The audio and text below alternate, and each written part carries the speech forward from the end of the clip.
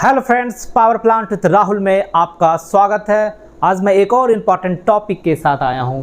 इस वीडियो में हम लोग पढ़ेंगे variable frequency drive, that is called VFD। ID fan में हम लोग VFD ड्राइव यूज़ करते हैं।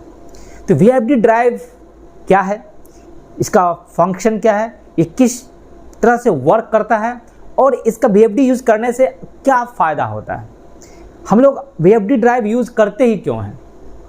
जनरली आपका पावर प्लांट में तीन बड़ा बड़ा फैन है, आपका आईडी फैन है, FD फैन है एंड PA फैन है।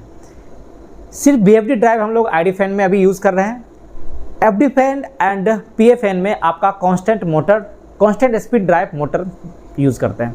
तो VFD ड्राइव क्या है, VFD ड्राइव हम लोग यूज़ करते क्यों हैं और इसका क्या फ़ायदा है, क्या इसका एडवांटेज है VFD ड्राइव यूज़ करने का, तो सारा डिटेल हम लोग इस वीडियो में पढ़ेंगे। तो कृपया लास्ट तक इस वीडियो को देखें, आपके लिए काफ़ी फायदेमंद रहेगा। तो आइए हम लोग स्टार्ट करते हैं variable frequency drive. Power plant में आपका ID fan, induced draft fan use करते हैं, फोर्स्ड ड्राफ्ट फैन यूज़ करते हैं and the primary air fan use करते हैं। बेसिकली आपका ID fan, FD fan and PA fan use करते हैं। बड़ा बड़ा ड्राइव मोटर है ये।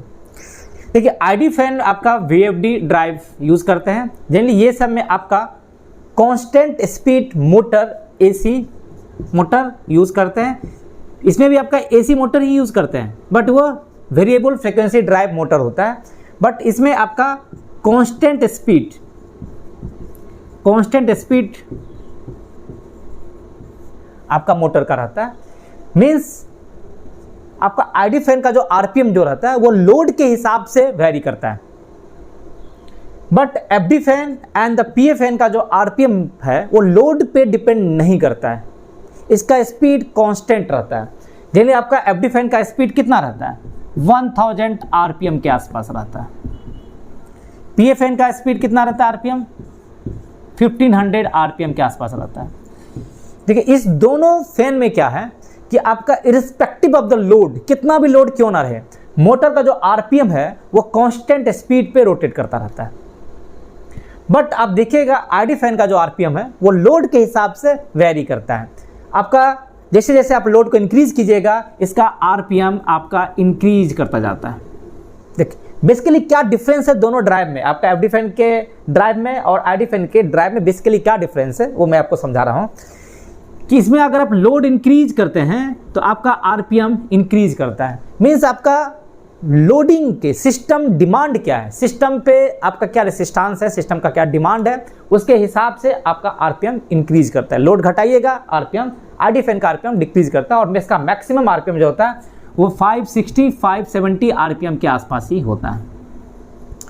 ठीक है, तो फ्रेंड्स आपका FD फैन हो या प्राइमरी एयर फैन हो, ये सब कांस्टेंट स्पीड मोटर रहता है, जबकि आईडी फैन का मोटर का RPM चेंज होते रहता है लोड के हिसाब से। दूसरा देखिए और क्या है कि आपका FD फैन हो या प्राइमरी एयर फैन हो, जब आप दोनों फैन को आप स्टार्ट करते हैं तो स्टार्टिंग करंट आपका बहुत ज़्यादा रहता है। नॉर्मल करंट जितना रनिंग करंट है या नो लोड RPM जितना है उससे आपका बहुत ही ज़्यादा 4-5-6 टाइम्स ज़्यादा RPM एट ए टाइम लेता है। फिर थोड़ा देर के बाद आपका नो लोड करंट पे आ जाता है। बट आईडी फैन के केस में ऐसा नहीं होता है। आईडी फैन का क्या होता है कि आपका नो लोड स्टार्टिंग में भी आपका नो लोड RPM का जो है, नो लोड पे जितना करंट होना चाहिए उतना ही लेता है। आप लोड बढ़ाते हैं उसके बाद आपका करंट बढ़ता है। बट इस दोनों का क्या है, स्टार्टिंग में आपका स्टार्टिंग करंट बहुत ज़्यादा लेता है, इससे आपका मोटर ओवरहीट होने का चांस रहता है। बट इसमें आपका ये बात नहीं है। आईडी फैन में क्या है, आपका स्टार्टिंग में भी आपका नो लोड एम्पियर ही लेगा। तो फ्रेंड्स आपका जो FD फैन है या प्राइमरी एयर फैन है वो जनरली आपका क्या है, traditional flow control method use constant speed Motors with mechanical flow reducing device. Means क्या है, FD फैन या प्राइमरी एयर फैन है, इसका मोटर का स्पीड क्या है, कांस्टेंट रहता है, लेकिन हम लोग फ्लो को रेगुलेट करने के लिए वहाँ पे आपका ब्लेड पिच लगा हुआ है, सेकेंडरी एयर डैम्पर्स लगा रहता है, और आपका लोड जितना बढ़ता है उतना कमांड आपका कहाँ पे जाता है, सेकेंडरी एयर डैम्पर्स में जाता है आपका ब्लेड पिच के थ्रू, और ब्लेड पिच हम लोग ऑपरेट करके एफडी फैन का फ्लो और उसका डिस्चार्ज प्रेशर को हम लोग रेगुलेट करते हैं, इंक्रीज या डिक्रीज करते हैं। सिमिलरली आपका प्राइमरी एयर फैन का भी फंडा है। बट मोटर का जो स्पीड रहता है वो कांस्टेंट स्पीड मोटर का हम लोग यूज़ करते हैं। सबसे पहले आपका क्या था कि आपका कांस्टेंट स्पीड मोटर था और आपका डिस्चार्ज जो डैम्पर्स नहीं रहता था, पूरा ओपन 0 से 100% ओपन वाला आपका गेट रहता था। मीन्स आपका लोड कुछ भी रहे, आपका मोटर अपना एम्स जो मैक्सिमम एम्स है उतना आपका लेके पड़ा रहता था। फ्लो का रिक्वायरमेंट लोड को देखता ही नहीं था, लोड कुछ भी रहे अपना फ्लो दे रहा है। उसके बाद क्या आया, डैम्पर्स आया कि ठीक है हम लोग डैम्पर से फैन के फ्लो को, डिस्चार्ज प्रेशर को हम लोग रेगुलेट करेंगे। तो फिर आपका ब्लेड पिच आया। ब्लेड पिच आके क्या किया कि ठीक है मोटर का आरपीएम कांस्टेंट रहेगा, बट एपीसी को बचाने के लिए, मीन्स ऑक्सिलरी पावर कंजम्पशन कम हो, उसको भी ध्यान में रखते हुए ब्लेड पिच ऑपरेशन आपका FD fan and primary air fan में दिया गया कि आपका जितना लोडिंग हो, जितना लोड हो, उसके हिसाब से आपका ब्लेड पिच ऑपरेट हो और आपका फैन का डिस्चार्ज एंड फ्लो आपका बढ़े। तो वही चीज़ है।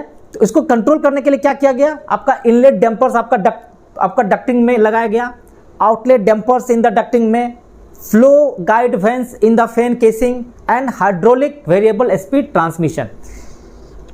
मतलब ये सारा मैकेनिज्म का यूज करके हम लोग फ्लो को रेगुलेट कर रहे हैं, बट आपका मोटर का स्पीड कांस्टेंट रहता है। तो इससे आपका थोड़ा सा एपीसी आपका बचता है, ऑक्सिलरी पावर कंजम्पशन आपका कम होता है, क्योंकि आपको पावर प्लांट में एपीसी को भी देखना होता है। ऐसा नहीं कि हम लोग ऐसा ड्राइव यूज कर रहे हैं जिसका इंटरनल कंजम्पशन ही ज़्यादा हो। तो आपको एपीसी जनरली सीआरसी के हिसाब से 5.25% ही आपको रखना है। टोटल जितना आप जनरेशन कर रहे हैं उसका 5.25% ही आपको रखना है। तो आपको एपीसी को भी ध्यान में रख के ऐसा ड्राइव यूज करना है जिसका कि आपका कंजम्पशन कम हो। तो FD fan and FD fan and the primary air fan का जो एम्पियर्स होता है वो लोडिंग के हिसाब से इंक्रीज करता है, और उसको कंट्रोल कैसे करते हैं हम लोग, ब्लेड पिच ऑपरेशन के थ्रू।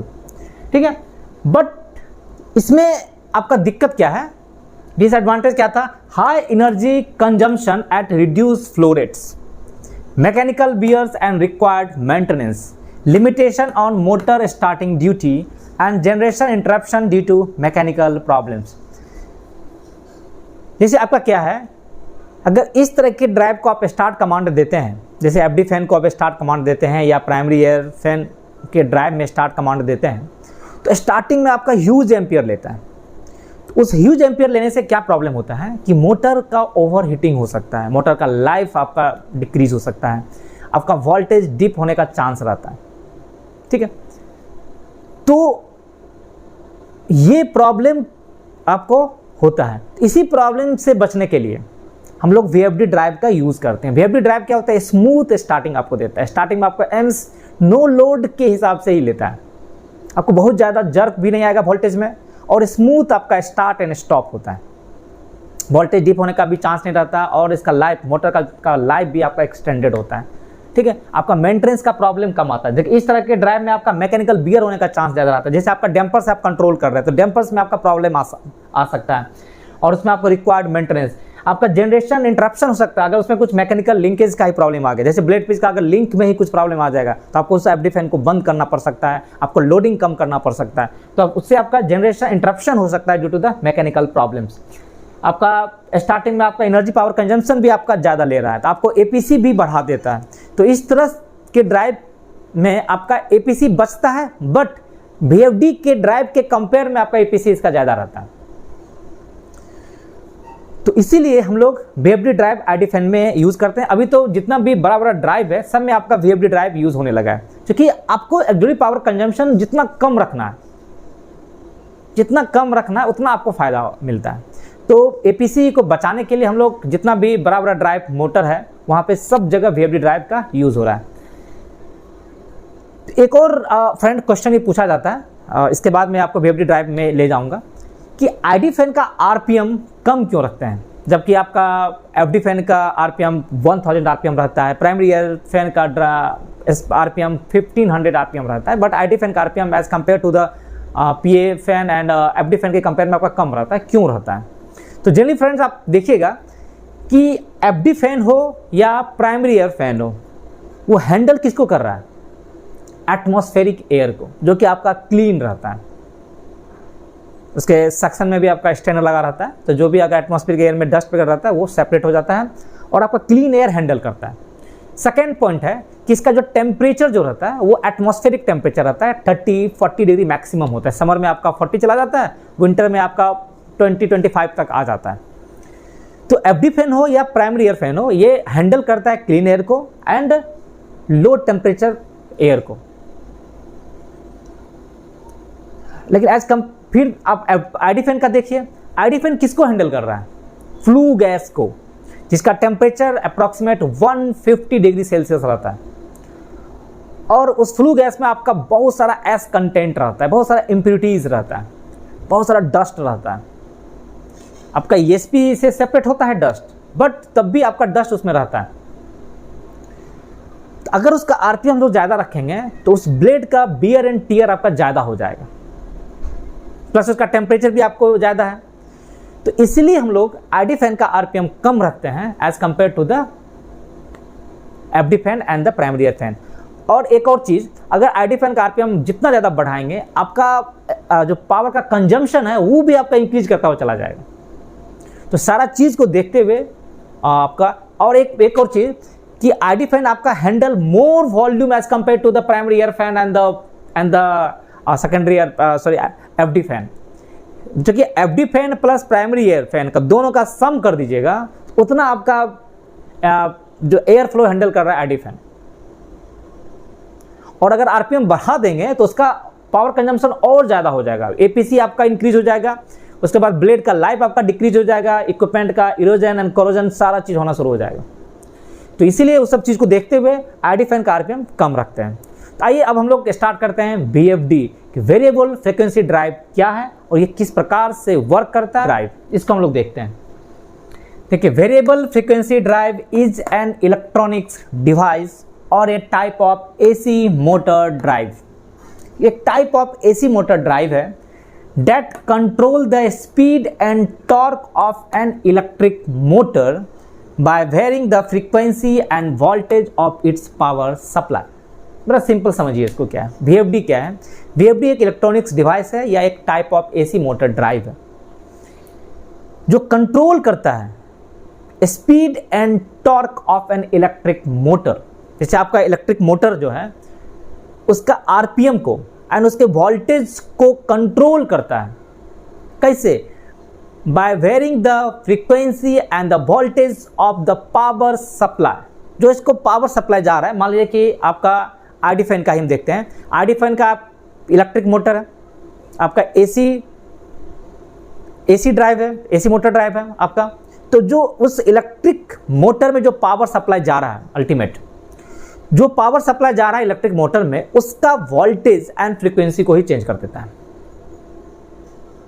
ठीक है, ताकि आपका इलेक्ट्रिक मोटर का स्पीड एंड टॉर्क वेरी हो सके। देखिए, फ्रीक्वेंसी ऑफ पावर सप्लाई जो होता है वो determine the rotational speed of an electric motor.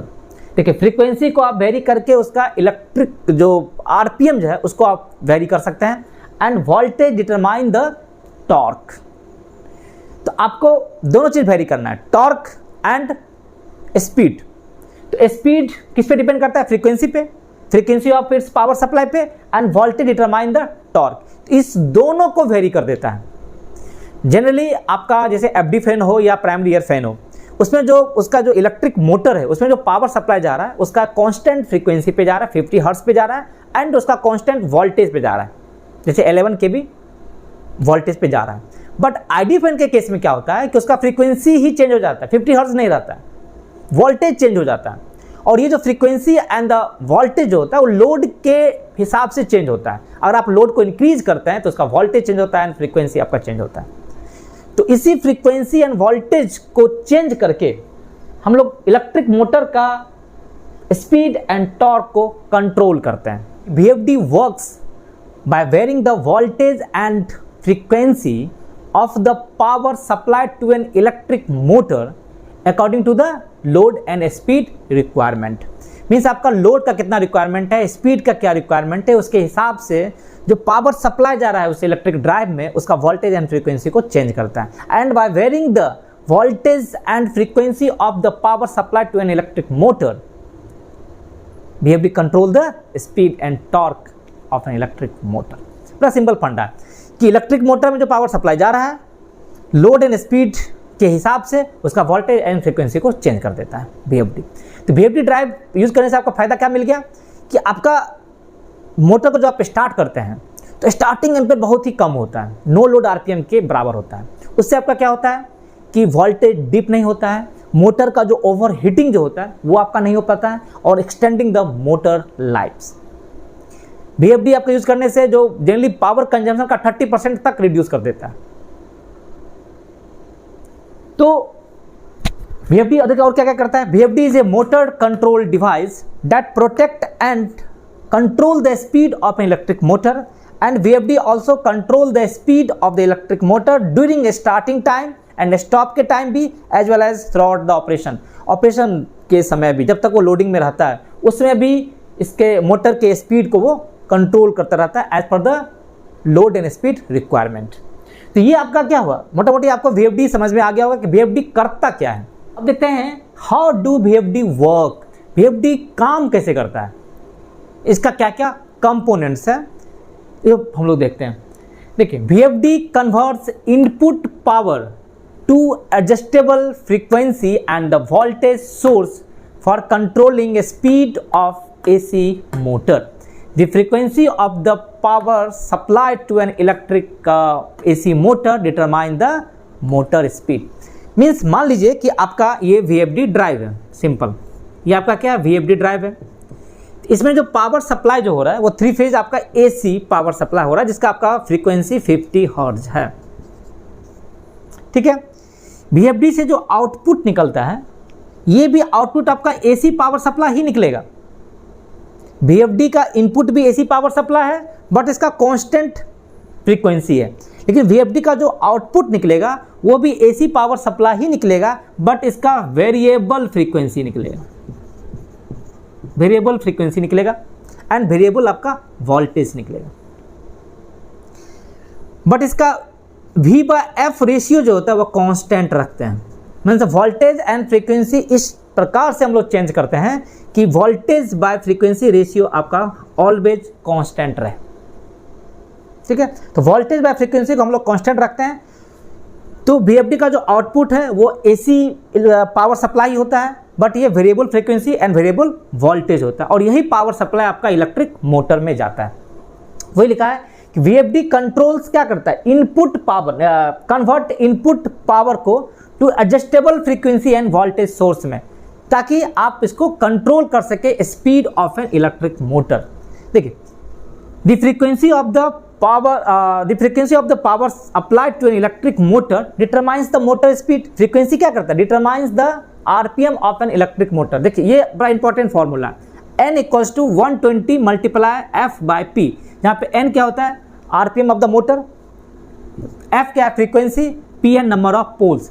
मान लीजिए कि आप नंबर ऑफ पोल को कांस्टेंट कर दीजिए, नंबर ऑफ पोल आप कांस्टेंट कर दीजिए तो आपका N किस पे डिपेंड करेगा, फ्रीक्वेंसी पे।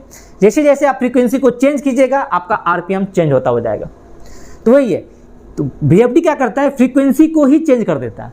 जैसे फ्रीक्वेंसी को चेंज किया आपका RPM of the electric motor है, स्पीड ऑफ इलेक्ट्रिक मोटर है वो आपका चेंज हो जाता है। एंड टॉर्क, और ये आपका टॉर्क भी चेंज करता है।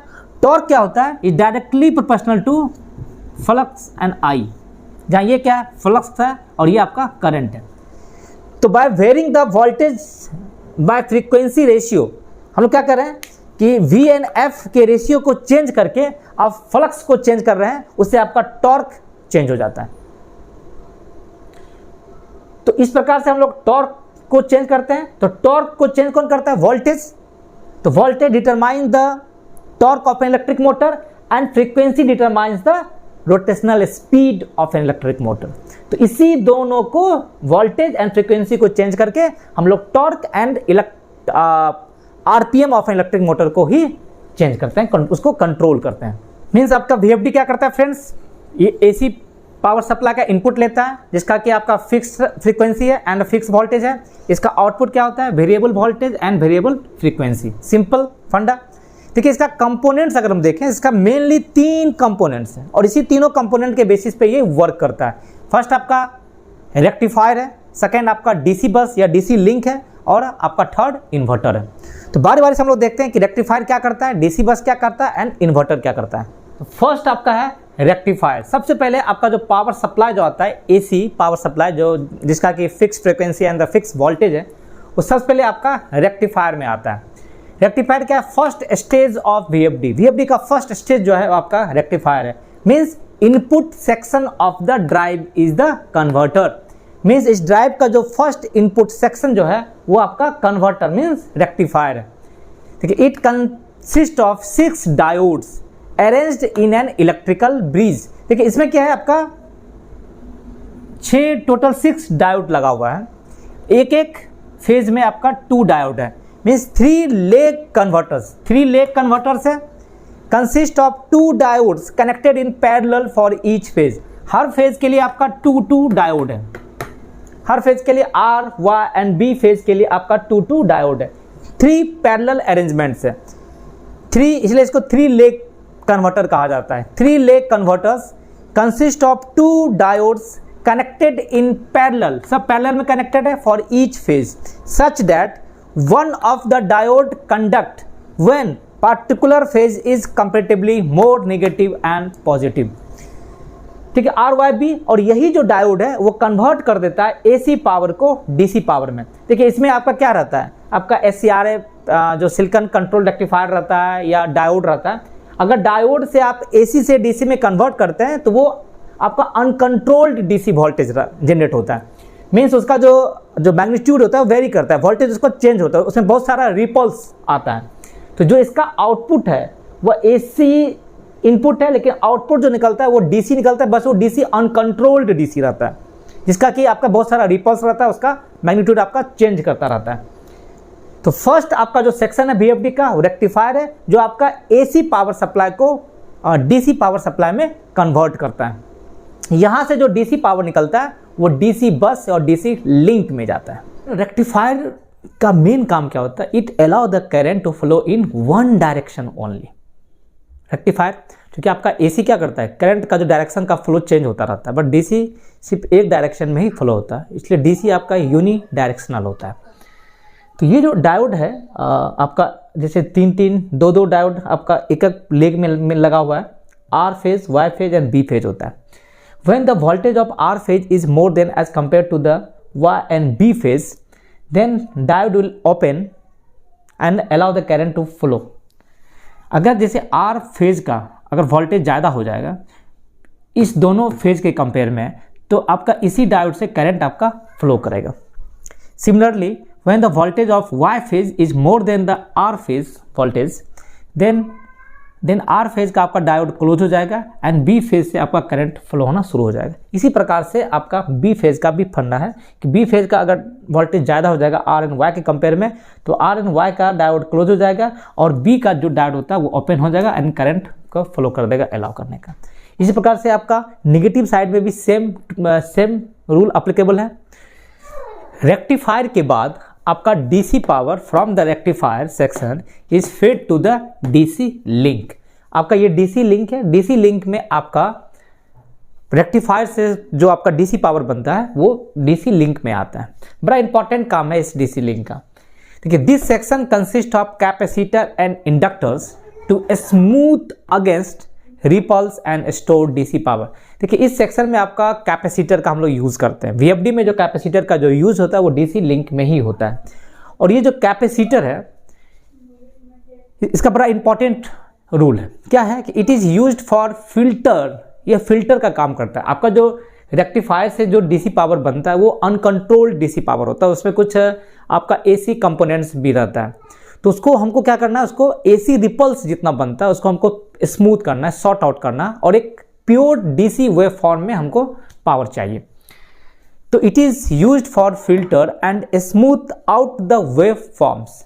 It filter out any AC components of the DC waveforms so after this section we get pure DC waveform, और इस सेक्शन के बाद आपका pure DC waveform of constant magnitude मिलता है। इसमें रेक्टिफायर से जो आपका डीसी पावर निकलता है उसमें आपका एसी रिपल्स रहता है, तो we can get rid of the AC ripples on the DC bus by adding a capacitor.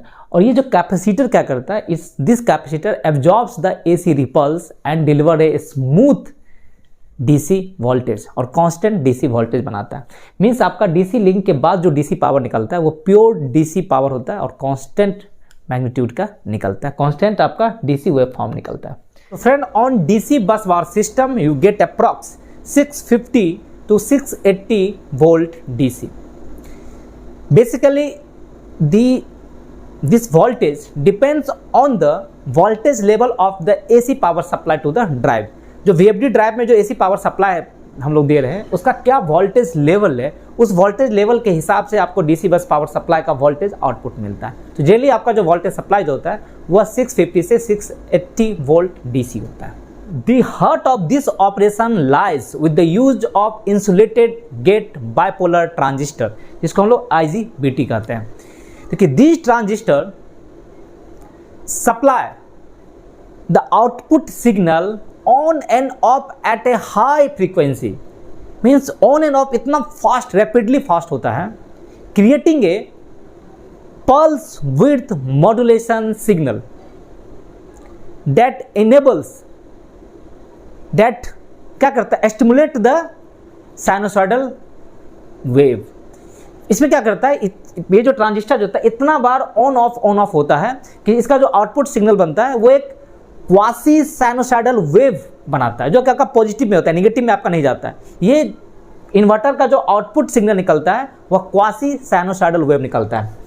तो ये IGBT का एक काम है, इतना बार ये ऑन ऑफ होता है कि यहाँ से एक पल्स विथ मॉड्यूलेशन सिग्नल बनता है जो कि आपका क्वासी साइनोसॉइडल वेव होता है, और ये जो पल्स विथ मॉड्यूलेशन सिग्नल होता है वही आपका मोटर में भेजा जाता है।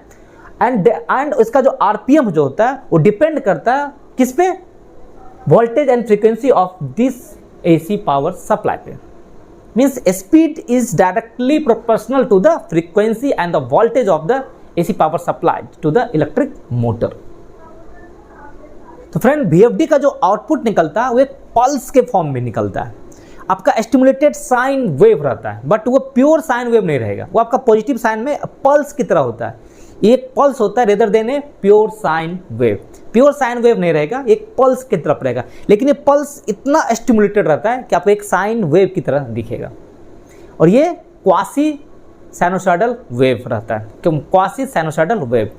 और फ्रेंड, इसके अलावा additionally the VFD incorporate a sophisticated control system that regulate the output signal to ensure that the motor is rotating at a desired speed। इसमें बहुत सारा sophisticated control system भी रहता है इसके अलावा, जो कि VFD का जो आउटपुट सिग्नल्स है उसको कंट्रोल करता है, उसके वोल्टेज एंड फ्रीक्वेंसी को कंट्रोल करके, ताकि आपका motor as per the load requirement कितना है, स्पीड का कितना रिक्वायरमेंट है, लोड के हिसाब से उसको रेगुलेट करके उतना इलेक्ट्रिक मोटर के RPM को पहुंचा देता है। फ्रेंड, अक्सर इंटरव्यू में एक क्वेश्चन पूछा जाता है कि VFD में हम लोग जो इनिशियल में जो रेक्टिफायर का यूज़ करते हैं, कन्वर्टर का जो यूज़ करते हैं, जो AC से DC में कन्वर्ट करता है, उसका यूज़ हम लोग करते क्यों हैं? डायरेक्ट AC है जिसका कि आपका कांस्टेंट वोल्टेज है, कांस्टेंट फ्रीक्वेंसी है, इसको हम लोग direct variable frequency, variable voltage of AC में क्यों नहीं कन्वर्ट कर देते हैं? पहले उसको DC बनाते हैं, फिर DC से उसको AC बनाते हैं। तो डायरेक्ट AC से AC क्यों नहीं हम लोग कंट्रोल करते हैं? देखिए, इसका सिंपल आंसर है फ्रेंड्स कि AC पावर सप्लाई क्या है, 50 हर्ट्ज है, और इसका क्या होता है, तुरंत प्लस माइनस होते रहता है, साइनोसॉइडल वेव होता है। मतलब 50 एक सेकेंड में 50 टाइम्स आपका प्लस माइनस आपका करता रहता है। तो आप इसको कंट्रोल कैसे कीजिएगा? जो चीज खुद बार बार चेंज हो रहा है उसको आप रेगुलेट कैसे कीजिएगा? कोई चीज अगर कांस्टेंट है आप उसको चेंज कर सकते हैं, कोई चीज अगर फिक्स है, फिक्स वोल्टेज है, तो आप उसको वेरिएबल वोल्टेज में कन्वर्ट कर सकते हैं। लेकिन जिसका फ्रीक्वेंसी ऑटोमेटिक 50 हर्ट्ज, जो एक सेकेंड में 50 बार आपका प्लस माइनस आपका हो रहा है, आपका जो करंट का डायरेक्शन आपका चेंज हो रहा है 50 टाइम्स, उसको आप कैसे कंट्रोल कीजिएगा। और डीसी को कंट्रोल करना बड़ा आसान होता है, क्योंकि डीसी है यूनि डायरेक्शनल में करंट फ्लो होता है, जबकि एसी तो 50 बार आपका डायरेक्शन ही चेंज करता है, तो उसको आप कंट्रोल कैसे कीजिएगा। इसीलिए हम लोग एसी को पहले डीसी में कन्वर्ट करते हैं और डीसी को constant DC voltage pure DC form में लाते हैं उसको, और जब आप एक कोई चीज़ कांस्टेंट मिल गया फिर आप उसको आसानी से चेंज कर सकते हैं। इसलिए हम लोग एसी को पहले डीसी में कन्वर्ट करते हैं, फिर डीसी को फाइनल एसी में हम लोग कन्वर्ट करते हैं।